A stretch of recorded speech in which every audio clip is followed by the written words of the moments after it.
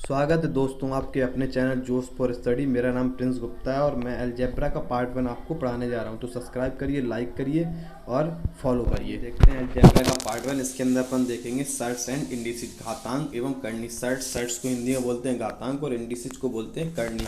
Indices घातांक क्या होता है? किसी संख्या में उसी संख्या का जितनी भी बार गुना किया जाता है, मतलब कोई संख्या दी और उसी संख्या का बार बार गुणा करते जाते हैं तो जितने बार गुणा करते हैं उस संख्या का उसको घात या घातांक कहते हैं और उस संख्या को आधार कहते हैं। जैसे m गुणे m, तो m संख्या क्या है? m, तो ये अपनी बेस हो गई। और कितने बार गुणा किया गया? m का 4 बार गुणा किया गया, तो m की पावर 4, ये 4 इसकी घातांक या घात हो गई। अब एग्जाम्पल देखते हैं, 2 गुणे 2 12 बार किए तो इसका बेस क्या हो जाएगा? 2 है, क्योंकि 2 का गुणा हो रहा है। और घात कितनी आएगी? 2 की पावर 12, तो 12 इसका घात हो जाएगी। ठीक है ना, तो ये इसका 12 इसकी घात हो जाएगी। इसके बाद देखते हैं कुछ यूजफुल फार्मूले देख लेते हैं। m की पावर a इंटू एम की पावर b, तो m की पावर a प्लस। ये बहुत इंपॉर्टेंट फार्मूला है। जब क्या होता है, नोट करके देखते हैं ना कि बेस समान हो। जब बेस समान हो तो गुणे में घातें जुड़ जाती है, मल्टीपल में घातें जुड़ जाती है। तो m बेस समान है तो a प्लस b हो जाएगा। एग्जाम्पल 2 की पावर 3 2 इंटू 2 की पावर 5 इंटू 2 की पावर 7, तो 2 की पावर 3 प्लस 5 प्लस 7, तो 2 की पावर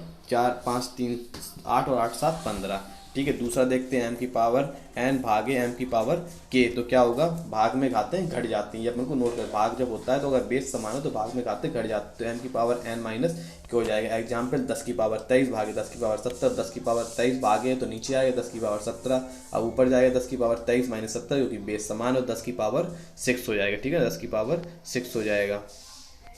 इसके बाद देखते हैं तीसरा, तो m की पावर m की पावर n की पावर o की पावर p, तो पावर टू पावर क्या होता है? प्रोडक्ट हो जाता है, मतलब मल्टीपल हो जाता है। तो a की पावर जितनी भी पावर होंगी सारी पावर का गुणा हो जाएगा। तो a की पावर m गुणे n into o into p। Example 6 की पावर 2 की पावर 3 की पावर 4, तो 6 है तो 6 की पावर 2 इंटू 3 इंटू 4, 6 की पावर 24, 3 दूनी 6 6 चौके 24। अब देखते हैं चौथा, a अगर बेस अलग अलग है, a into b into c into d, और पावर एक ही है तो सारे बेस में पावर आ जाएगी। तो a की पावर m इंटू b की पावर m इंटू c की पावर m इंटू d की पावर n। जैसे 2 इंटू 3 इंटू 11 की पावर 15, तो 2 की पावर 5 इंटू 3 की पावर 5 इंटू 11 की पावर 5, मतलब सारी जो बेस होंगी उसमें सारे में पावर आ जाएगी।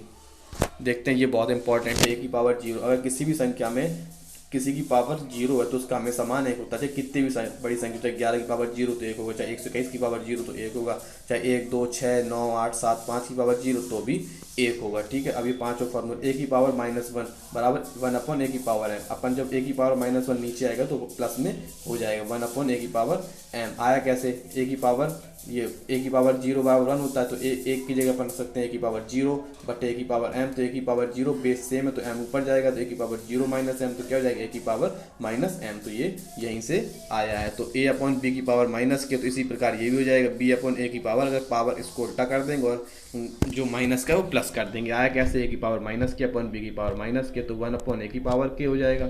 माइनस में नीचे जाएगा तो 1 अपॉन a की पावर के हो जाएगा, 1 अपॉन b की पावर की हो जाएगा।